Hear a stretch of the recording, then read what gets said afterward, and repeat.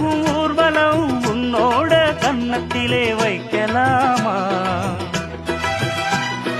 அந்தியிலே சந்தனத்தை பூச, ஆசைகளை கண்களிலே பேச, சேலையிலே நீ விசிறி வீச, காலையிலே பார்த்த கண்ணு கூச.